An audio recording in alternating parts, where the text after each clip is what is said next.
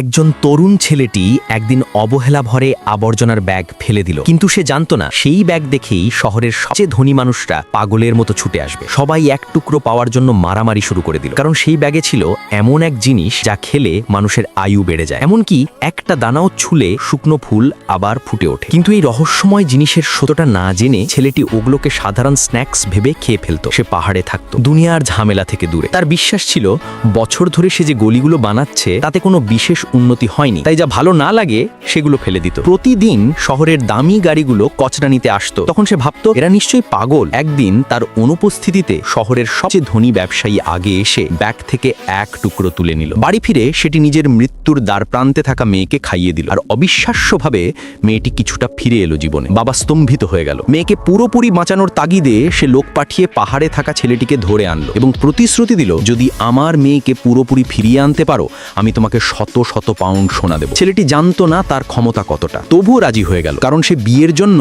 কিছু টাকা জমানোর চেষ্টা করছিল। যখন সেই ধনী ব্যক্তির মেয়েকে সামনে আনা হলো সে স্তব্ধ হয়ে গেল। মেয়েটির শরীর ঠান্ডা, প্রাণহীন, প্রায় মৃত। ছেলেটি পরামর্শ দিল একজন আধ্যাত্মিক চিকিৎসককে ডাকুন, যিনি তার আত্মা ফিরিয়ে আনতে পারেন। কিন্তু ধনী ব্যক্তি ক্ষিপ্ত হয়ে হুমকি দিল, যদি তুমি আমার মেয়েকে না বাঁচাও তোমার জীবন শেষ। ভয়ঙ্কর পরিস্থিতিতে ছেলেটি বলল এটার কোনো চিকিৎসা নেই এবং চলে যেতে উদ্যত হলো। কিন্তু ধনী ব্যক্তি রকেটের মতো ছুটে এসে তার উপর প্রাণঘাতী আঘাত করলো। তবু ছেলেটির কিছুই হলো না। সবাই অবাক, এমনকি ধনী ব্যক্তি ভাবলো এ নিশ্চয়ই কোনো গোপন গুরু। ছেলেটি ঝামেলা না বাড়িয়ে শান্তভাবে চলে যেতে চাইল, কিন্তু তার শান্ত মুখ দেখে ধনী লোক হাঁটু গেড়ে কাঁদতে লাগলো, মেয়ের জীবনের জন্য প্রার্থনা করলো। অবশেষে ছেলেটি নিজের বানানো অর্ধেক ট্যাবলেট বের করলো, যেটা কাজ করবে কিনা সে নিজেও জানতো না। সে সেটি মেয়েটিকে খাইয়ে দিল। প্রথমে কোনো পরিবর্তন দেখা গেল না, সবাই চিৎকার করে বলল এ প্রতারক। ছেলেটি বলল ওষুধ এখনো কাজ শুরু করেনি। তারপর ধীরে ধীরে সে মেয়েটির মুখে একটা হালকা ফু দিল।